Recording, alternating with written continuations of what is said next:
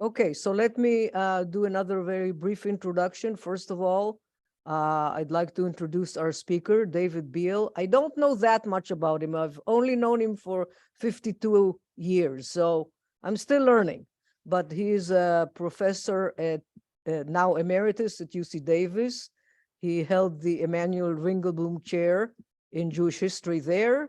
He was a distinguished professor at UC Davis, taught many courses in Jewish history and thought, including courses about the history and memory of the Holocaust.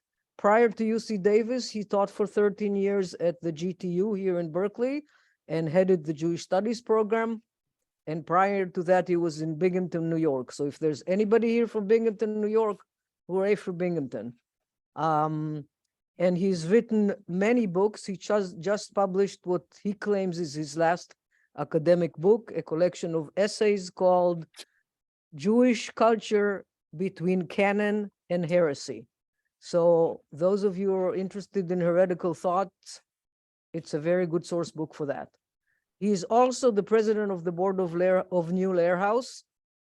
As I said, I've known him for 52 years, so I roped him in, as well as several other friends and colleagues. And we really thank you for being New Lair House students and participants.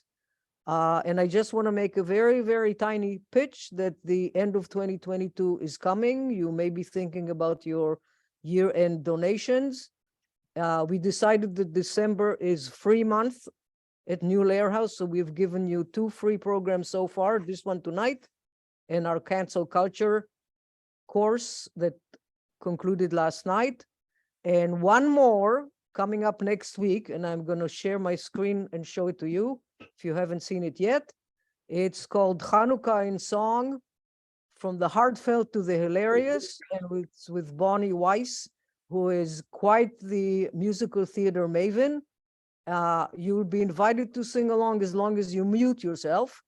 Some songs will be familiar and some will be things you've never heard of and never imagined existed. So go to our website and go to Learn With Us and it'll pop up. So I think, just one more thing about questions. David is going to speak for about 45 minutes with illustrations, and then there'll be a Q&A, and what we are going to ask is that you raise your hand virtually, and the way you do that is you go to reactions, which is on the bottom of your Zoom square, 2 positions over from the green share screen. It looks like a smiley face with a plus coming out of its head.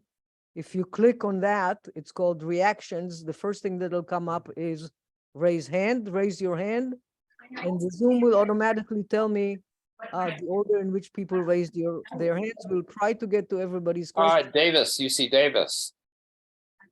Whoever Is said White- UC Davis, please mute yourself. Yeah. Please mute yourself, whoever said UC Davis. I guess there's more people coming in and they're ready to talk. We'll mute them all in a second. I just want to finish the announcement. We will try to get to all of your questions. We're also recording this, as you know, and hopefully by tomorrow afternoon or at the latest Monday, you'll be able to find the recording on our website. Under Learn With Us, you go to the bottom of the tab that opens up. It says past programs and videos, and you can watch this program. In fact, every program that we have ever recorded can be found there. So apologies for the long introduction, and without further ado, David Biale.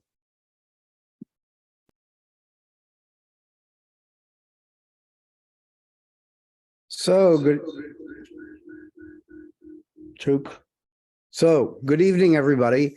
Hopefully we're going to solve the problem here of 2 computers and the feedback. So first of all, let me put on my hat as president of New Lair House. As you've heard, this is a kind of a family cottage industry here. And we have given you free programs for this month, but our work is not done for free. So if you're so moved, please make a donation to New Lair House. And you can find that on our website. Now I'll take off that hat and put on my hat as a Jewish historian. We Jewish historians are often an ornery and even heretical bunch. As you heard, I've just published a book dealing with, in part, Jewish heresy. So tonight, actually, I'm going to be debunking some myths about Hanukkah, and hopefully you'll get a richer picture of how this holiday originated. So I'm going to share the screen. Let me just say, by the way, that even though we're going to have a Q&A period at the end,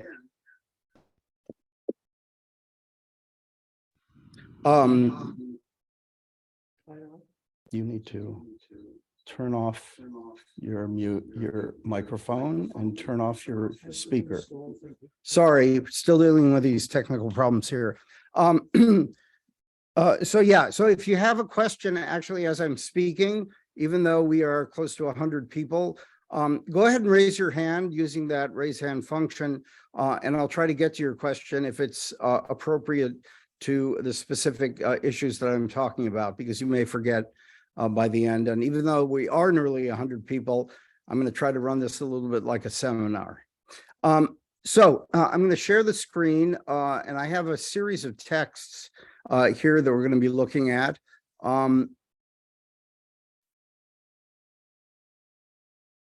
And let me see. So the question is, what really happened on Hanukkah, and why do we celebrate 8 days? And I kind of have the feeling that the guy on the right, you probably recognize him. He's actually wondering the same thing. And so that's what we're going to try to answer. Now, you're all familiar, of course, with the story of Hanukkah as we learned it as children. And it comes from the earliest source for the story that we know is from the tractate Shabbat of the Babylonian Talmud. And this portion of the Talmud is dealing with questions that have to do with wicks that are kosher for Shabbat candles. And along the way, they contrast them with wicks that may be kosher for Hanukkah, but not for Shabbat. And then all of a sudden, the Talmud asks a question. It says, what is Hanukkah? Okay, as if actually the rabbis are not sure what actually is this holiday that we celebrate. So they're asking the very question that we're going to be asking this evening. And they answer as follows. On the 25th of the month is Hanukkah, 8 days on which one does not eulogize or fast, because when the Greeks entered the temple, they defiled all the oil there. Eulogize means, in other words, a eulogy at a funeral. When the hand of the Hasmoneans was made strong and they defeated the Greeks, they checked in the temple and only found one jar of oil sealed with the mark of the high priest, which remained undefiled. Though there was only enough in it to light for 1 day, a miracle occurred through it, and they lit the temple lamps from it for 8 days. The following year, they decreed these to be 8 days of celebration.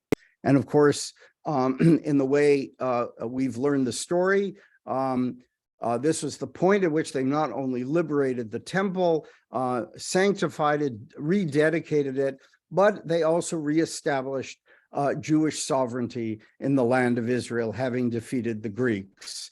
Now, as you're going to hear in my talk, almost nothing in what I just read is actually true, or true in terms of the historical sources that we have, because Hanukkah, this description of Hanukkah in the Talmud is probably 2nd century of the Common Era. This is a Baraita, that is a text that comes from the Tanaim, that is the rabbis who ultimately put together the Mishnah. So probably 2nd century, and therefore something like, let's see, 200, maybe close to 300 years after the events themselves. We don't know exactly the date, but it's a very significant amount of time. It's sort of as if we were to write the story of the American Revolution today, and not have actual good sources, and we would tell the story probably in a way that wouldn't be entirely accurate. Now let's go back just a bit to the Jewish historian Josephus. And Josephus, Josephus, writing at the end of the first century, so the century before the text that I just read, and Josephus, in his Antiquities of the Jews, his history of the Jews, tells us the following. Now Judas, that is Judah Maccabee, celebrated the festival of the restoration of the sacrifices of the temple for 8 days, and admitted no sort of pleasures thereon, but he feasted them upon very rich and splendid sacrifices, and he honored God and delighted them by hymns and psalms. Nay, they were so glad at the revival of their customs when, after a long time of intermission, they unexpectedly had regained the freedom of their worship, that they made it a law for their posterity that they should keep a festival on account of the restoration of their temple worship for 8 days. And from that time to this, we celebrate this festival and call it Lights.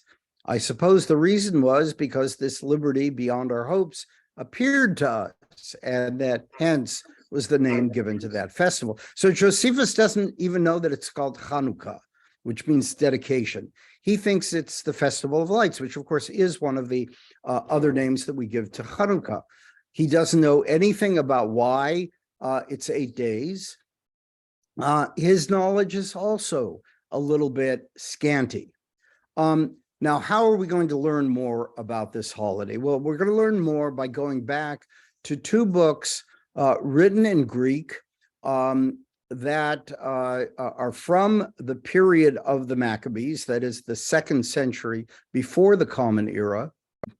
One is called First Maccabees and the other is called Second Maccabees. First Maccabees is written probably about,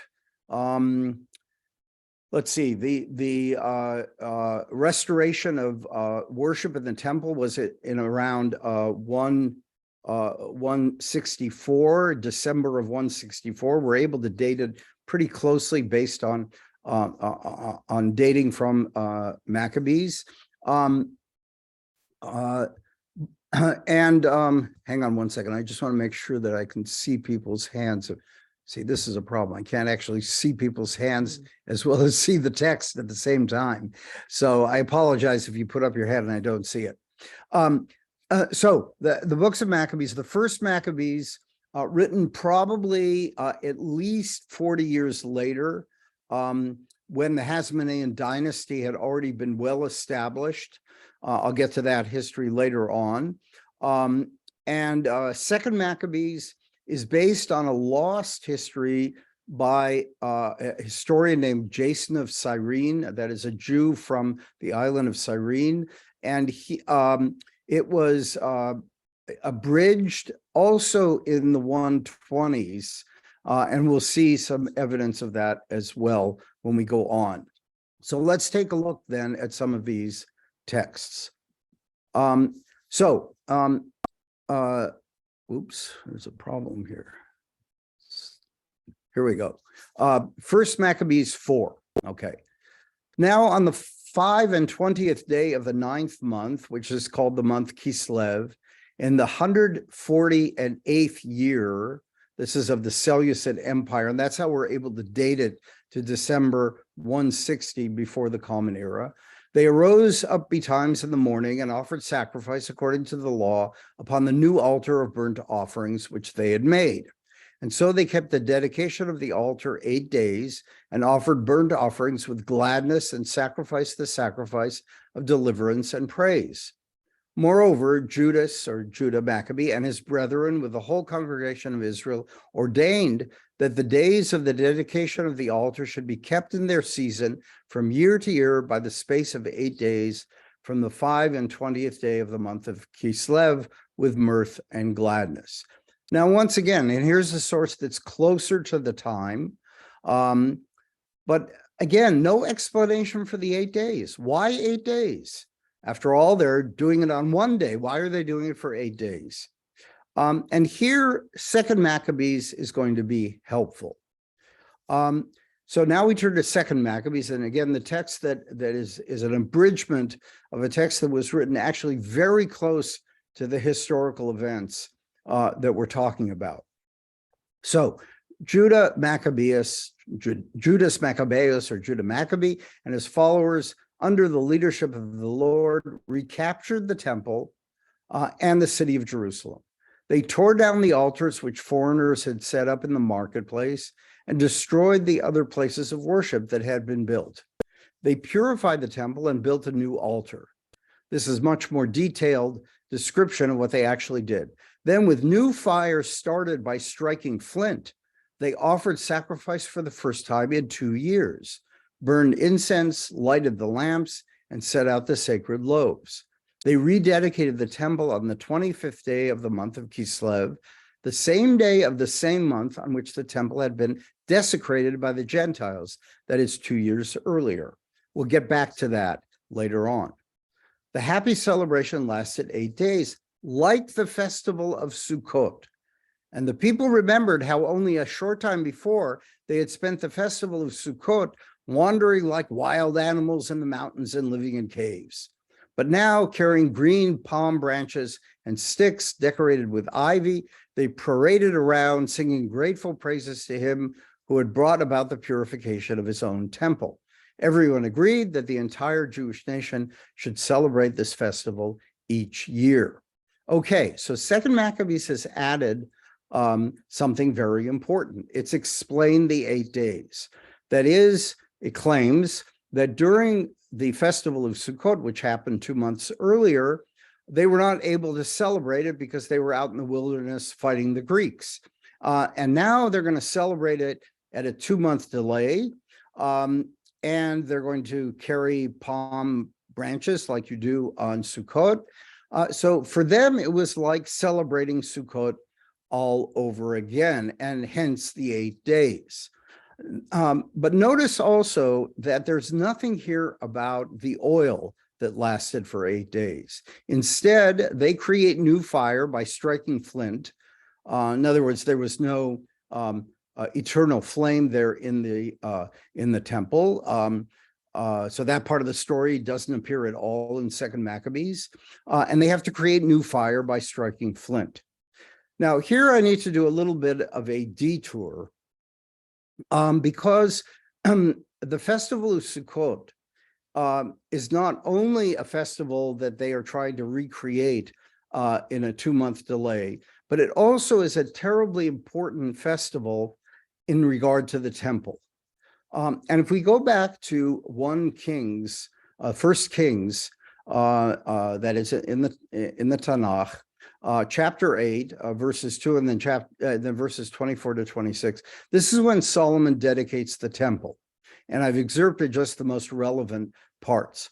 All the men of Israel gathered before King Solomon at the feast, it's called Chag, in the month of Etanim, that is the 7th month. So this is a name, an antiquated name of the month that we don't use anymore. But the 7th month, because at the time of the first temple, the calendar started in the spring and not as we started actually at Rosh Hashanah in the fall. The 7th month, then, it's clear that this Chag, which is one of the 3 pilgrimage festivals, is the pilgrimage festival of Sukkot. So Solomon is dedicating the temple at the time of Sukkot. Interestingly, he does not use the name Sukkot when he does this dedication. And then the text goes on, and the king and all of Israel dedicated Vayachnechu, and they dedicated. This is the verb from which we get the name Hanukkah. So Solomon and all Israel with him, a great assemblage coming from Levo Hamat to the Vadi of Egypt, observed the feast at that time before the Lord our God, 7 days, and again 7 days, 14 days in all. On the 8th day, he let the people go. Okay, so what do we notice here? What we notice is that, first of all, he doubles the amount of time to 14 days. Doesn't really explain that. But of course, the holiday of Sukkot, as we know it, is in fact 8 days. But here he ends it actually at the end of either 7 or 14 days. The 8th day is nothing special. It's just the day he lets them go home. So it would appear then that the earliest pilgrimage holiday in the fall is a holiday that doesn't have the name Sukkot yet, and it is not yet 8 days, but it is deeply embedded in the dedication of the temple. When we go now to, actually, I just want to show this, a bit of a digression here. Some of you may be familiar with this, the Arch of Titus, when the second temple is destroyed, and this is a wonderful illustration of some of the sacred objects which the Jews who were sent into exile take with them from the temple. We have the sort of frying pan that's used for the meal offering, and then the menorah, the 7-branched menorah, which is described actually in the Torah. It's supposed to have 7 branches. And the question I want to raise is, why 7 branches? Why 7 branches? Now, of course, the number 7, very important. We just saw Solomon, his holiday is 7 plus 7. There are, of course, 7 days of the week, 7 days of creation, etc. It may also be, and here this is pure speculation, that the 7 branches actually are the 7 days of the dedication of the temple. We don't know that for sure. What we do know is that the 7-branch menorah for Hanukkah is going to be replaced by the Chanukiah, namely a menorah with 8 branches plus, of course, the shamash. Now, if we go to 2 Chronicles, 2 Chronicles written almost certainly much, much later than Kings, probably already in the Second Temple period. We read on the 8th day, this is again, it duplicates the dedication description that we just read in Kings. On the 8th day, they held a solemn gathering. They observed the dedication, Hanukkah, of the altar 7 days and the feast 7 days. This solemn gathering on the 8th day is what we call Shmini Atzeret, the 8th day of gathering or of assembly. So in Chronicles, they already know that the holiday is supposed to be 8 days and not 7. But this seems to be a late addition. And of course, when you go to Leviticus, to the description of the holidays, there they say very explicitly it is to be 8 days. But Leviticus, according to what most Bible scholars think, comes at a very late point, probably already in the Second Temple period. So in the Second Temple period, the holiday of Sukkot has several characteristics. It's 8 days long. It is, of course, a pilgrimage holiday, but it is also a holiday of the dedication of the temple. And we know that in the Second Temple period, when people made pilgrimage, they did so to the temple in order to celebrate the temple. In other words, it wasn't only an agricultural pilgrimage, it was a holiday of celebration of the temple.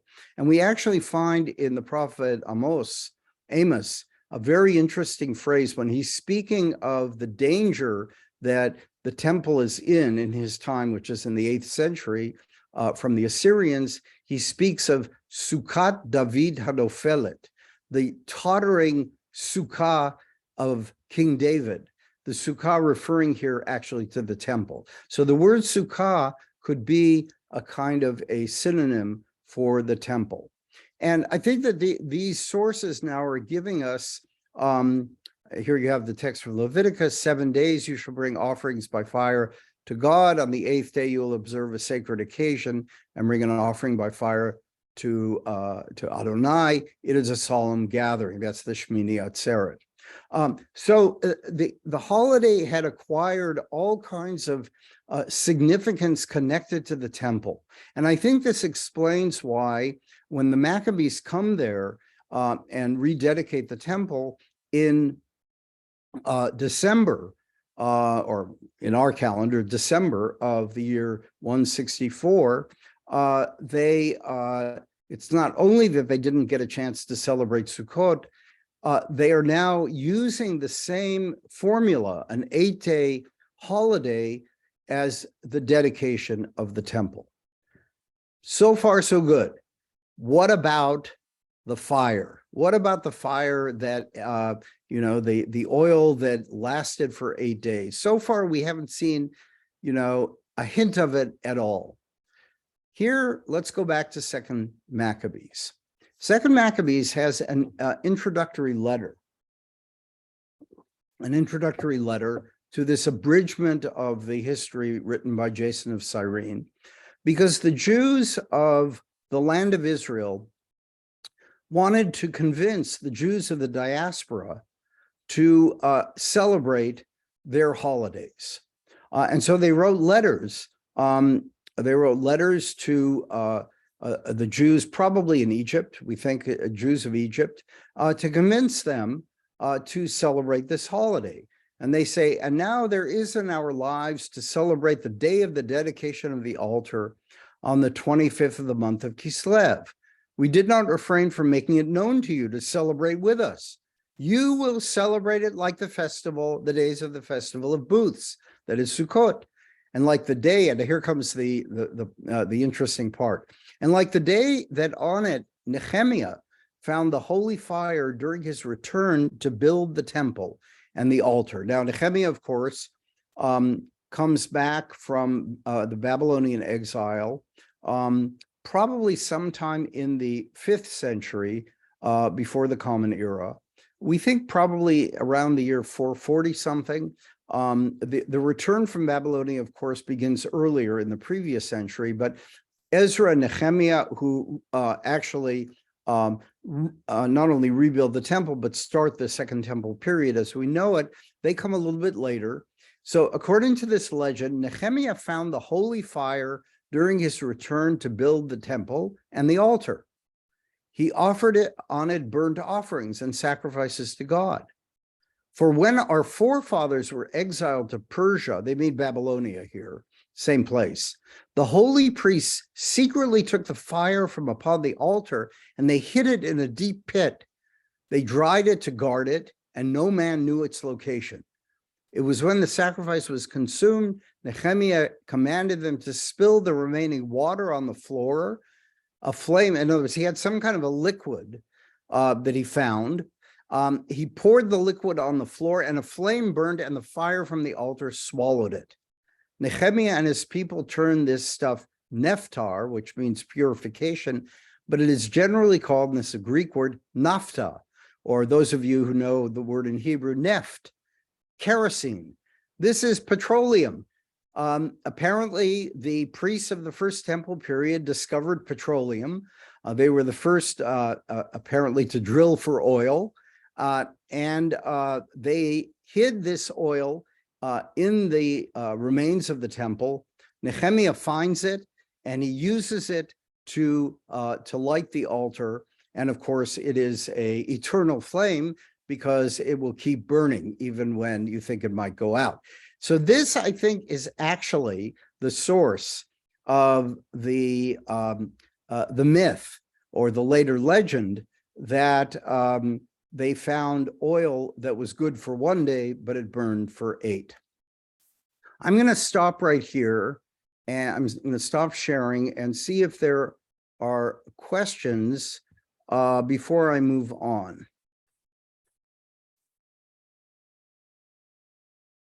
See, I want to see. Yes, Susan. You'll need to unmute yourself. Susan, Thank you. Yeah. Go ahead. Yes. I have a question because this morning I was reading something that I'm trying to find now that Moment Magazine sent about the holiday, saying that it started, that there was already a festival called Neirot that was an ancient winter, I'm reading this now, an ancient winter holiday celebrating the increased daylight promised by the winter solstice, and was observed in a way similar to Hanukkah. It had similar qualities and occurred around the same time as the Greek Syrian holiday celebrating the sun god Kronos Helios's birthday, which Yeah. was observed by, are you familiar with that? So How I've heard of so? that. I've heard of that, but I don't know of any good Jewish source for this. Okay. So I mean, there's been a lot of speculation that, of course, Hanukkah comes, close to the winter solstice, just as Christmas does. And so obviously a festival of light, as Josephus calls it, and we still sometimes call it that, a festival of light, because we're in the darkest part of the year. But the sources for the holiday that I've brought to you don't seem to know this at all. Perhaps it existed. I'm not suggesting it didn't, but the sources that are historical sources, that is in Maccabees, don't affirm this at all. Thank you. And I did notice that the article doesn't give any references. It's a well-known scholarly trick. You bury your footnotes so nobody can see them, or you say, I saw it in the manuscript that nobody else has seen. Thank you very much. Yes, Ernest. Unmute yourself, please.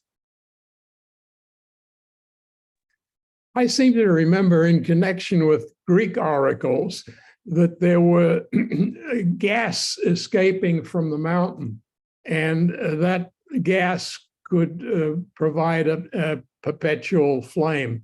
Is there any parallel with that Greek oracles and the Hanukkah and the naphtha that you're describing? Yeah, I mean, it looks like something similar, actually. Yeah. It looks like something similar, and they actually have a Greek word for it, which suggests that they maybe the Maccabees were not, or maybe the Jews were not the first to discover petroleum. Maybe it was the Greeks. Certainly, it was not the Saudis.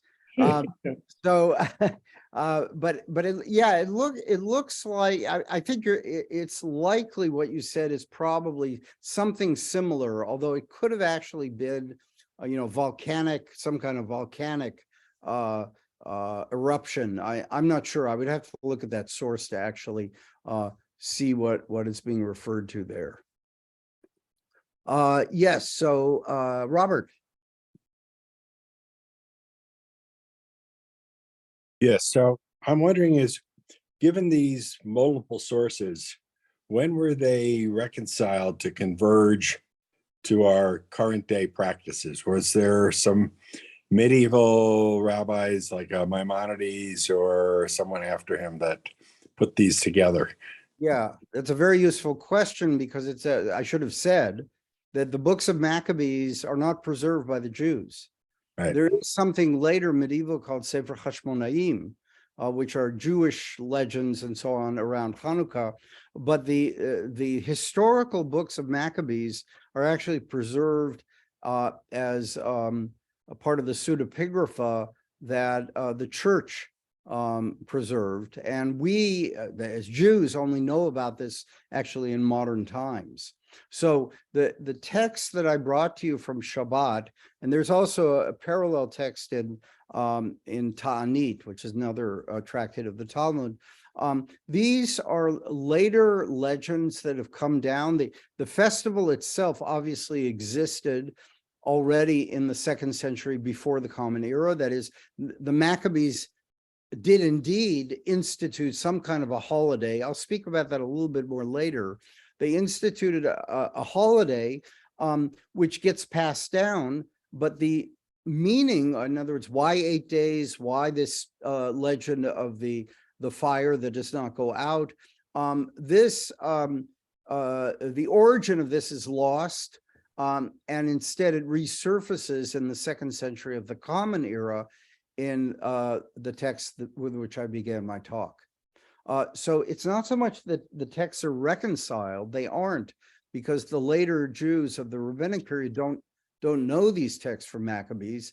They have instead certain stories that have come down to them that have been changed, distorted, whatever you want to call it, and have now coalesced in the story that then becomes the sort of canonical Jewish story.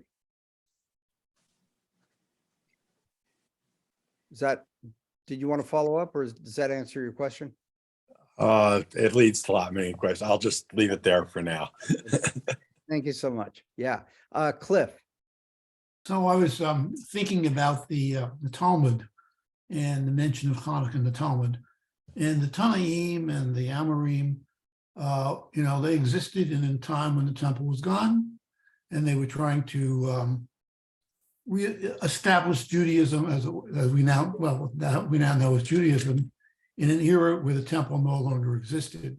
But they kept going back to the temple in their thinking and the conversations. And could it be that the idea for a holiday, with distorted as it might be from the original, was basically hearkening back to a celebration at the temple, and now moving it from the temple into the community. So it retained a remembrance of a temple ritual, but was no longer in the temple because the temple wasn't there. Just curious. Yes, I mean, I think what you're saying is very, very plausible. A lot of rabbinic literature does harken back to the temple, and the rabbis are very keen on preserving temple rituals, at least in memory, because they hope that the temple will be rebuilt. What's interesting here is that when Second Maccabees, when they sent this letter out to the Jews of Egypt, I mean, they don't expect that the holiday of Hanukkah will be celebrated only in the temple. Obviously, it becomes some kind of a domestic holiday, and you celebrate it in your home. And of course, the rabbis, go into great detail about how you have to do that. In what circumstances do you place the Hanukkah in the window? When do you not place it in the window? So it clearly becomes a domestic holiday. And I would guess that it does so fairly early on. And in the description of the holiday that they send out to the Jews of Egypt, they make it clear that it's not just a holiday of the temple, I think. I mean, I think you're right about this. It does certainly signal back to the temple, to the purification and dedication of the rededication of the temple. But it has become, by the 2nd century for sure, a domestic holiday. Now, I want to point out again what's so interesting, just to underline it again, in the Talmud, where they suddenly interrupt what is a very kind of technical halachic discussion of wicks and candles and so on. They ask the question, Mahi Hanukkah? What is Hanukkah? And in other words, they themselves seem to be puzzled about what this holiday is. And then they bring the legend, which we looked at. Okay, so I'm going to take 2 more questions. I'm going to take Norman and then Avi, and then I'm going to go back to my presentation. And if you have other questions, we'll have time at the end. Norman, please.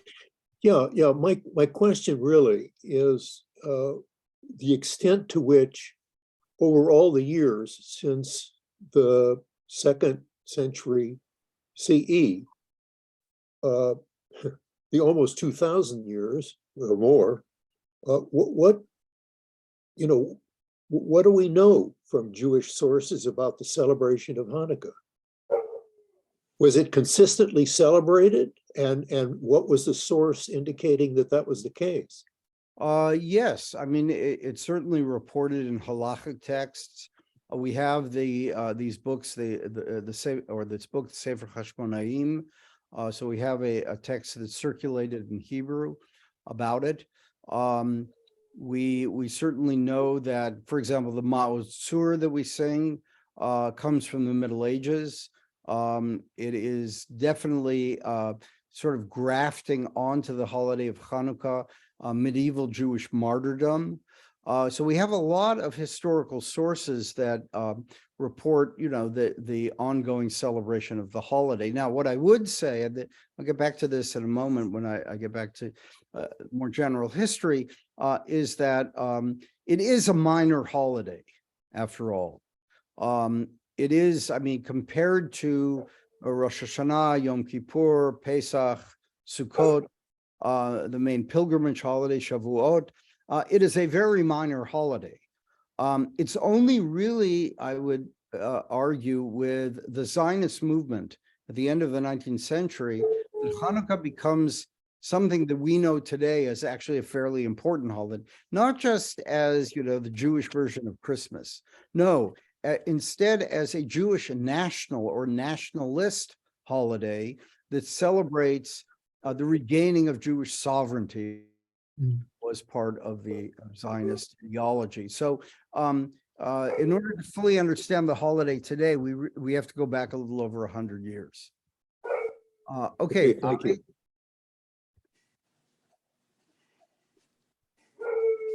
Avi, did you have a question? Avi Rosenzweig. Okay, so if not, then I'm going to go on now. Robert, if you could hold your question until the end. I'd like to what I'd like to do now actually is, I mean, we've been kind of in the weeds here. We're looking at specifically the holiday of Hanukkah, without talking about the broader history. So I want to kind of go up 10,000 feet and look at the broader history. And I'm going to have to do this rather rapidly because it actually could be a whole lecture or even a whole book. But I want to point out several features of the holiday, which, of the history, the Hasmonean Revolt. So as we all know from the story that we learned as children, the evil king Antiochus IV Epiphanes decided to ban Judaism and to desecrate the altar by dedicating it to a Greek god. Now, historians already in the mid-20th century became increasingly suspicious of this story because it was not in character for the Hellenistic empires to impose Greek religion on the many different nations that they governed, because these were, multi-religious, multi-ethnic empires. On the contrary, we know, for example, from Antiochus's father, Antiochus III, that just a few decades before the revolt, there is he gives a charter to the Jews to follow the teachings of their fathers. In other words, to follow Jewish custom and law. And that was indeed the general policy of both the Seleucid Empire and the Ptolemaic Empire. Seleucid from Syria and the Ptolemaic from Egypt. Now, it is, of course, possible that Antiochus was crazy. And there's some of the sources suggest this, and that he did something that was totally out of character for a Hellenistic king. But there's some evidence, and I think it's fairly persuasive evidence, that actually the thing developed differently. That the revolt didn't follow the persecution, but that the persecution followed the revolt. And here is a text from 1 Maccabees chapter 1. There emerged from Israel a set of renegades who led many people astray. Now, remember, this is from the ideological point of view of the Hasmoneans, or the Maccabees, that this text is written. They said, "Come, let us reach an understanding with the pagans surrounding us." This proposal proved acceptable, and a number of the people eagerly approached, the king should read, who authorized them to practice the pagan observances. So they built a gymnasium in Jerusalem, such as the pagans have, disguised their circumcision, and abandoned the Holy Covenant, submitting to the heathen rule as will slaves of impiety. Now, if we strip out the polemic from this, what is happening? What's happening is that the leaders in Jerusalem, including priests, in fact, perhaps even led by priests, decided that for commercial reasons, Jerusalem would actually have an advantage by being turned into a Greek polis, that is a city-state. And so apparently they petitioned the king to turn Jerusalem into a polis. That's why they build a gymnasium. They establish a worship in the temple in which they apparently dedicate the altar not just to the Israelite or the Jewish God, but also to the Syrian or Seleucid god Baal Shamin, which means simply the ruler of the heavens. In other words, they were making what historians of religion call a syncretistic combination of the Jewish God with the Hellenistic God. Now, it looks like this is what provokes the revolt, because who were the Hasmoneans? The Hasmoneans were a family of rural priests. And it looks as if there is a big kind of polarization, I think we would call it in modern terms, between the urban area that is Jerusalem, where people, some people anyway, were very interested in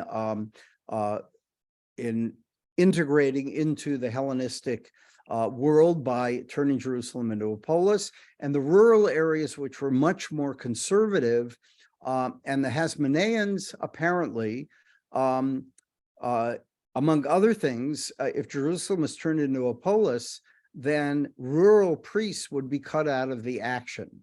And so the revolt may have actually had a kind of economic foundation as well as a religious or political one. And that what actually we call the Hasmonean revolt, or the revolt of the Maccabees, actually starts as a civil war between different factions of the priesthood, the rural priests versus the urban priests. And it's in the wake of this revolt that the Hellenistic king, Antiochus, comes in and with a heavy hand tries to suppress the rebels, namely the Hasmoneans.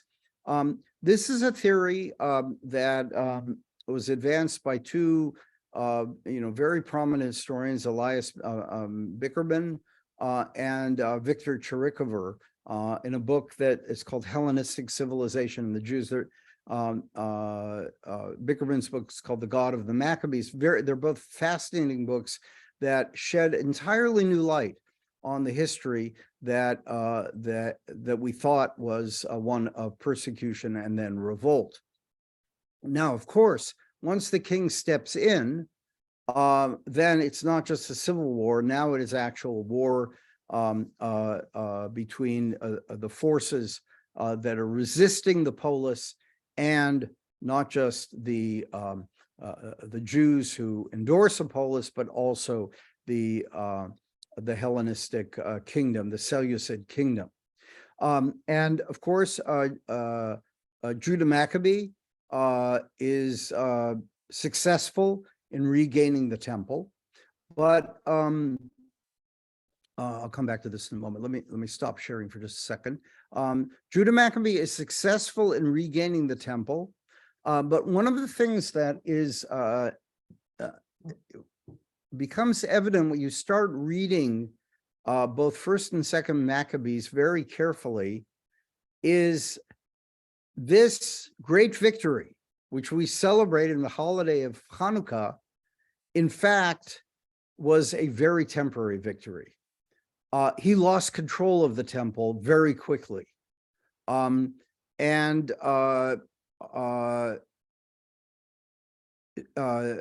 was a fortress next to the temple called the Citadel, which the Greeks retained control of, and they eventually were able to install a different high priest, Alcimus was his name, who is regarded by the books of Maccabees as a terrible villain. But the point here is that the Maccabees don't actually succeed at the time of the holiday that we celebrate. Judah Maccabee goes on to have a great victory against a Seleucid general by the name of Nicanor. And here, let me share the screen again. And I'll come back to the questions just a moment. Let's see, where is this here?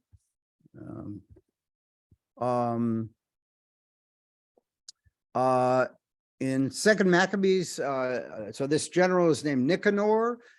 Judah Maccabee in about the year 162 has a great victory over him.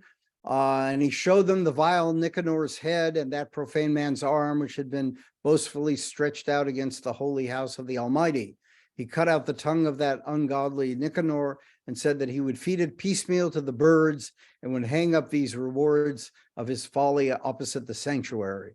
And they all, looking to heaven, blessed the Lord who had manifested himself, saying, "Blessed is he who has kept his own place undefiled." Judah hung Nicanor's head from the citadel, so he's gotten control of the citadel again, a clear and conspicuous sign to everyone of the help of the Lord. And they all decreed by public vote never to let this day go unobserved, but to celebrate the 13th day of the 12th month, which is called Adar in the Aramaic language, the day before Mordechai's day. Now, I assume that none of you out there celebrate the day of Nicanor on the 13th of Adar. But the Talmud already tells us that we are supposed to celebrate the day of Nicanor, and it's taught in a Baraita. Nicanor was one of the generals of the Greek army, and each and every day he would wave his hand over Judea and Jerusalem and say, "When will this city fall into my hands and I shall trample it?" And when the Hasmonean monarchy overcame the Greeks and emerged victorious over them, they killed Nicanor in battle, cut off his thumbs. They also have a gruesome version of this story, and big toes, and hung them on the gates of Jerusalem, saying, "The mouth that spoke with pride and the hands that waved over Jerusalem, may vengeance be taken against them." This occurred on the 13th of Adar. Now, the day of Nicanor, for reasons that are not entirely clear to me, has never actually become a holiday that we celebrate. It is Ta'anit Esther, the day before we read the Megillat Esther. That is that holiday. But the fact that it is right next to the holiday of Purim, I think is very significant, because what we see going on here, if we go back to that letter that the Jews write to the Jews in Egypt, they know that the Jews in the diaspora have their own holidays. They have Purim, and there is a competition going on of holidays. They want the Jews of the diaspora to celebrate their holidays, the day of Nicanor, the 25th of Kislev. And so there's a competition going on between diaspora and the Jews of the land of Israel over which holidays will be celebrated. Of course, at the end, we celebrate both Purim and Hanukkah. We generally do not really celebrate the day of Nicanor. Now, I want to point out something very interesting that's going on here. If you think about it, all the holidays in Judaism are biblical. That is, from the First Temple period, from really from the Torah. They're described in the Torah. They're commanded in the Torah. What's this idea of creating new holidays? The day of Nicanor, Hanukkah, or for that matter, Purim in the diaspora. Something interesting is happening here that doesn't happen up until this time, and that is Jews are creating new holidays. This is a Hellenistic custom, to turn your victory into a holiday. Nothing, and we have no precedent for this in earlier Jewish history. In this way, we learn something very interesting about the Hasmoneans, which I think may surprise you, because of course, we see the Hasmoneans as the ultimate anti-Hellenists, right? They're revolting against Hellenism. But in fact, if you look at their later history, they take on Greek names. Hyrcanus, for example, it's a Greek name.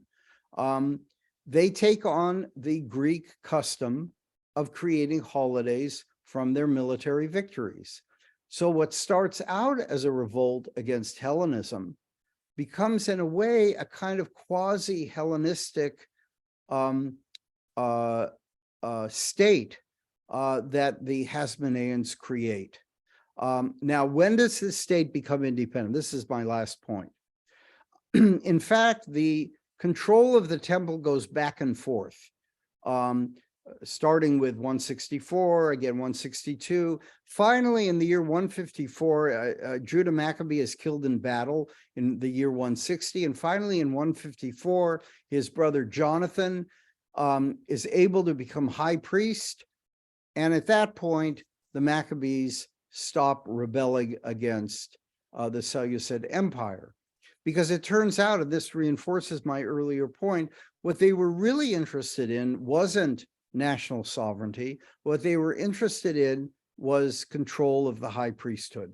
Once they get that, they seem to be satisfied. Now, Jonathan's successor, Simon, who is also a younger brother, in the year 142, there is a kind of a collapse of the Seleucid Empire. And then national sovereignty, that is true independence, political independence, falls in Simon's lap. And at that point, the Hasmonean kingdom becomes a truly independent sovereign kingdom. So it doesn't happen under Judah Maccabee, doesn't happen under Jonathan, it happens under Simon, and it happens more than 20 years after the revolt. And then the Hasmonean dynasty lasts only until the 60s of the first century before the Common Era. So in other words, it lasts about 80 years. We can talk a lot more about that, but I think with this I'll stop. I've thrown a lot of stuff at you, both about the holiday itself, about its origins, its later, the legend that develops around it, and also about the history of the Hasmoneans themselves, which is in many ways quite a bit more complicated than initially meets the eye, or certainly the story that we all learned as children. So thanks very much for your attention, and now we can turn to additional questions. I see we have a number of hands up. So we start with Susanna. And you'll need to unmute yourself. Sorry, could I pass for the moment? If it's possible to circle back to me. Sure. Leave your hand up. I'll come back to you. Yes, go ahead, Todd. So my question concerns how Antiochus got involved in the civil war. And it's a two-part question.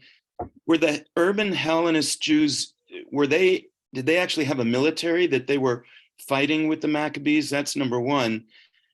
Because I could see then how Antiochus might have gotten involved between two warring factions. But my other question is, isn't it true that the Maccabees were really quite violent and they would execute Hellenist Jews?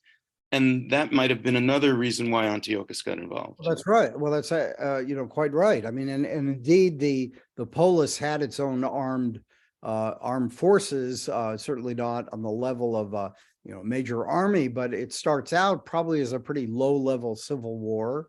And yes, the Hasmoneans or the Maccabees were pretty violent. So there's various reasons why the king might want to come into this. After all, the polis is now, if you turn a city into a polis, then it becomes part of a network of Hellenized cities, and he has a particular stake in defending the polis. So that might explain why he comes in. And it might also explain why what starts out as just a defense of the Hellenizers in Jerusalem may have turned into quite a brutal business of really, banning circumcision, the various things that are just, it's very hard to tell from the books of Maccabees what is historical truth and what is, propaganda.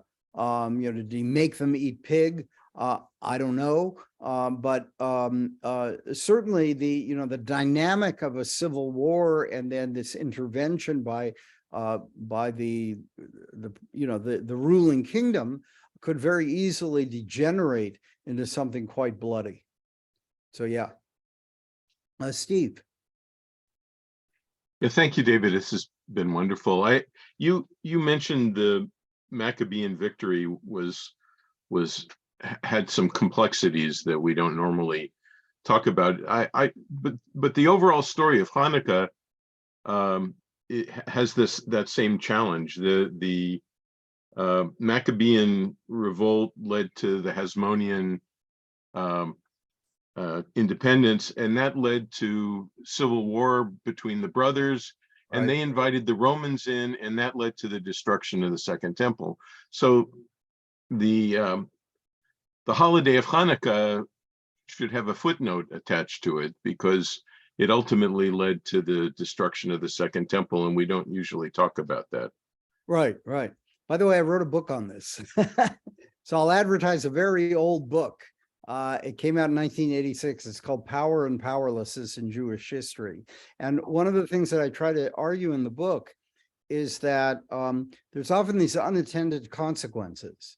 In other words, that the acquisition of political sovereignty by the Hasmoneans leads, it's not a direct line. I mean, it's a little bit more complicated than what you laid out, because the Romans come in the year 67 before the Common Era, right? And the temple is destroyed in 70 of the Common Era.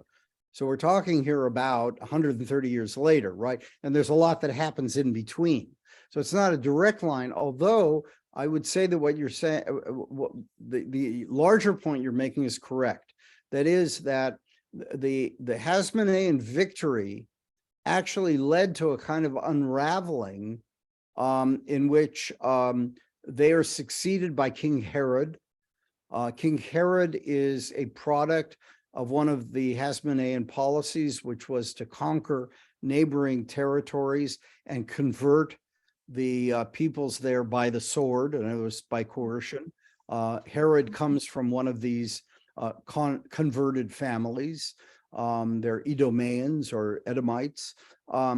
And so you can trace a kind of a political disintegration that happens starting with the last generation of the Hasmoneans through Herod, and then later in the first century, when really political leadership becomes very weak, that its Jewish political leadership becomes very weak. And that allows, I would argue, and I think this is maybe fleshing out your point, allows for extremist forces to take control. Because the destruction of the temple, the revolt against the Romans, is a revolt that is led initially by priests. Josephus, for example, was a priest and he was a general in the revolt, but pretty soon it's extremist factions, the so-called Biryonim, which means terrorists, who take over. And so the ability of the leadership to moderate, to perhaps draw lines and say, we're not going to go all out against this Roman Empire, which after all is a lot more powerful than we are. And by the way, this was the only revolt to take place within the borders of the Roman Empire. All the other, wars that the Romans fight are on the borders. There are no revolts of this sort within. So the chances of this revolt succeeding are very, very slim. So a canny political leadership would understand that and would find ways to moderate so that you don't go all out, and which leads to everything being destroyed. So I would agree with you that in many ways, the acquisition of political sovereignty by the Hasmoneans is very much a two-edged sword, or brings unintended consequences. And in a way, I mean, the Hasmonean Empire lasted about as long as the state of Israel has lasted. Now, I'm not suggesting the state of Israel is going to end up in the same way the Hasmonean Empire did, but I think that there is a lesson here, and the lesson is that when extreme forces get control, then sovereignty can be at risk. Thank you. Yeah, let's go on now to Ron. My former student, Ron. Yes, Great. David. So I hope you take these comments as friendly comments. Well, of course. First, in terms of the timeline you were just talking about, it really is, maybe they had full independence for about 80 years, depending on when you started in the mid 2nd century BC to when the Romans came in. But then there's a very long period that still has some kind of Hasmonean presence through Herod and even beyond Herod a little bit. So there's still some kind of presence so it's a little bit longer than 80 years is my point. I mean, not total independence because they become subject to the Romans. Yeah, there's But I from 67. Herod from 67 BC. BC. Right. See, but I mean, Herod is getting some kind of feedback here. Yeah. Yeah, I think. Yeah, I'm not sure why. I mean, Herod is essentially a satrap, if that's how you pronounce it, of the Romans. He's not an independent king. And yes, there are some descendants of the Hasmoneans, but they're of no political consequence, really. Right, but for legitimacy purposes, he's very important. It's important to him to marry into a family and that sort of stuff. Right, so that's true. I guess that's what I'm saying. There's I fuzziness there. certainly accept that. Yes. But in terms of some of the stuff you discussed right at the beginning, in terms of the rabbinic passage about what is Hanukkah, one thing that and to the first Maccabees, well, maybe it's first, second, I don't remember right now. Part of what the Maccabees, I think, are doing in reestablishing the Hanukkah as an echo of Sukkot is to put themselves in the same kind of position as Solomon, that they're the second coming of Solomon, to legitimize their kingship there and their setting up of the temple. It's a way of propagandizing their presence and their legitimacy to themselves and the diaspora Jews. And then the rabbis come, much later, after, at least 100 years after the fall of the temple, and their relationship with the Maccabees and and the earlier rabbis, the Sadducees and the Pharisees, and that whole conflict during the late Second Temple period, the rabbis are very equivocal about the Maccabees. They had a lot of conflicts with the Maccabees when they were still around. There's stories about that.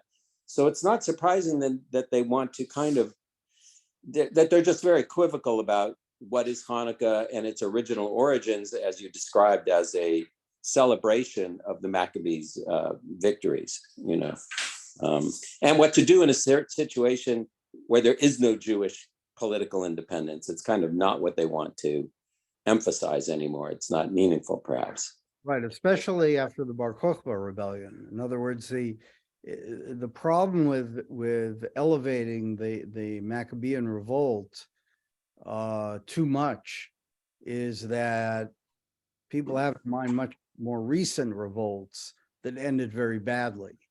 So, I mean, I agree with everything you're saying. And I would also say that one of the problems that the Maccabees had, the Hasmoneans had, is, when they become high priest, starting with Jonathan, were they legitimate high priests? This was very debatable. And there's a lot of conflict going on. And in fact, there's an argument that the Sadducees, Stokim, was actually a party that was pro-Hasmonean that claimed that they had descended from Tzadok, namely the high priest at the time of King David. So in other words, the conflict over who is the legitimate high priest, this also gets played out with the Dead Sea Scrolls. Yes. The Kohen Resha, the wicked priest may actually be a Hasmonean from the point of view of the Dead Sea sect.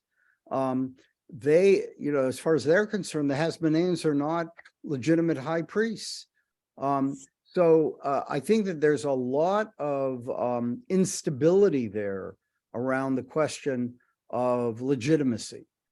So it's not just, I mean, you're quite right. I think you're quite right in saying that identifying their holiday with Sukkot is a way of identifying themselves with with Solomon's dedication of the temple. That is, in fact, what I was trying to suggest here by these different texts. And so it is a form of self-legitimization. Yeah, definitely. Thank you, Rob. Okay, let's go now to Norman.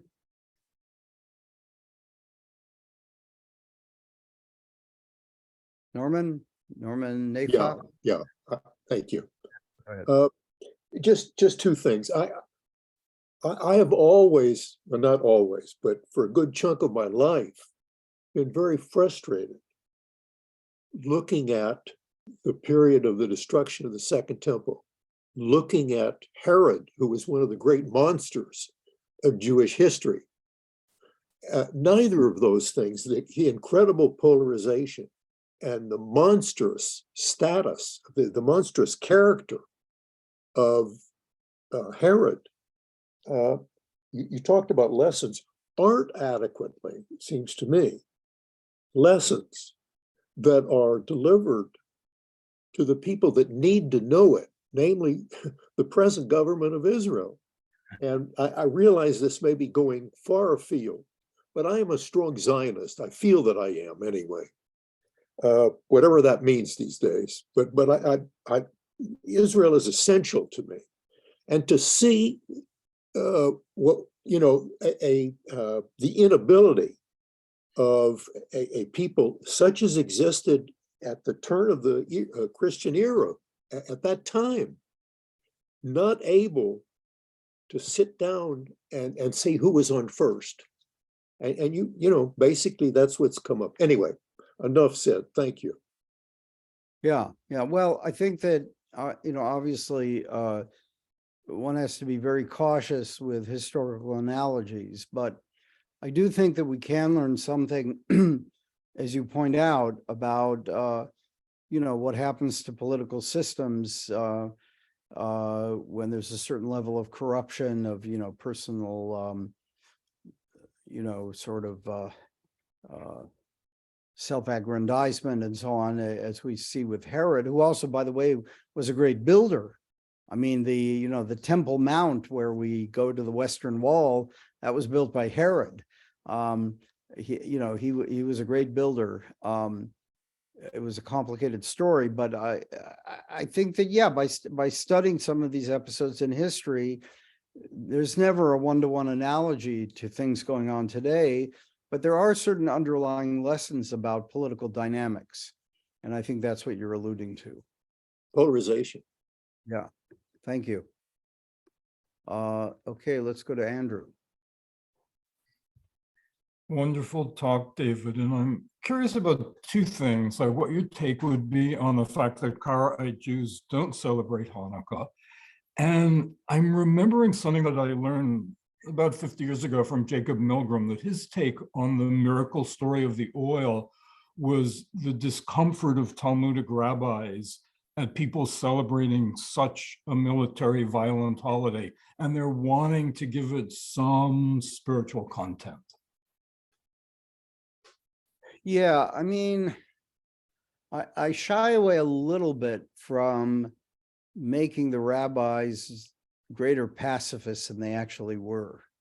I mean, after all, they, Rabbi Akiva, the greatest rabbi of his generation, was a full supporter of the Bar Kokhba rebellion. Yochanan ben Zakkai, who, famously is smuggled out of Jerusalem and asked the Romans to give him Yavneh so he can study Torah. Well, it turns out that when you start studying the various midrashim about Yochanan ben Zakkai, he probably supported the revolt initially. So I think we have to be cautious about seeing the rabbis as somehow, Quakers of ancient times. I don't think they were. But But I think you're right that, and this is a point I made before, and your point brings me to underline it, is that the rabbis are very, very worried about revolts, because they've learned from Bar Kokhba, they've learned from the Great Revolt of 66 to 70, that this is very dangerous stuff. And so probably because of that, they don't want to elevate the Hasmoneans more than they have to. Now they certainly have this idea. Actually, you see this in Maimonides, that the Hasmonean kings are actually kings who are not bound by the Torah. They are not constitutional monarchs. And that actually is a kind of a negative thing. In other words, that later Jewish tradition sees them as absolute monarchs. And that's not necessarily a good thing. You want a monarch who is actually bound by the Torah. So I think that there is a great deal of ambivalence about them. You're quite right about that. Not so much because the rabbis are Gandhian pacifists, but because very pragmatically, they see what happens when a small people revolts against a big empire, and that can lead to bad consequences. Okay, let's go to Mark. Yeah, I'm always it's always interesting to me that so much of the Jewish community they celebrate Hanukkah and Judah Maccabee without really recognizing that the revolt went on for another 25 years. And more than that Judah Maccabee, in his last battle when he was killed, he had lost most of his soldiers. They didn't want to fight anymore. I read somewhere he had like 8,000. I mean, they had deserted. They were tired of fighting, and they want, they were citizen soldiers like Washington's army. They wanted to go home. Yeah, it's a very complicated history. I didn't want to get into it in great detail. If you're interested, you can read about it in the books of Maccabees, which, let's see, in order to get a hold of that text, I mean, obviously you can find it online, but if you get the Jerusalem Bible, which is a Catholic version, translation of the Bible, that has these various texts that were preserved by the church, but not by the Jews. And so you can find it there. And you're quite right. It's a very, the history gets very convoluted. He has victories, he has defeats, and eventually he's killed in battle. And then as you just said, it takes a very long time before they actually get political sovereignty. And my sense of reading the history is that it wasn't even their goal. Their goal was to get control of the priesthood. And eventually when they do that, then they lay down arms. They're not interested in fighting anymore. And political sovereignty just falls in their laps because of a kind of a power vacuum that emerges when the Seleucid Empire undergoes a decline. I think we're probably saying the same thing, but my understanding was that the Seleucids essentially sued for peace because they were being pressured from the eastern side. I think Parthia or one of the eastern empires was pushing exactly on. Right. Exactly right. They couldn't fight a two-front war. No. Right. Exactly. Right. So it's just more complicated than right. It's always more complicated. Yeah. We light the candles, we find oil, and then all is good. And you say, well, wait a minute, guess what? Judah Maccabee pretty much died alone in battle. Something like that. Right. Right. Thank you. So, Thank you. Susanna, did you now want to ask your question? Yes, if I might. Thank you. And if this is the last one, it may be kind of a funny note to end on. Thank you so much. My question is highly specific about a very specific textual detail that really grabbed my attention, which is regarding the account of the period in which there was an attempt to make Jerusalem a polis. What do the historians think is meant by they concealed their circumcision? Yeah. Or disguised, that was the word. Right, right. Well, there was a kind of surgical operation you could do to create a kind of, so to say, second foreskin.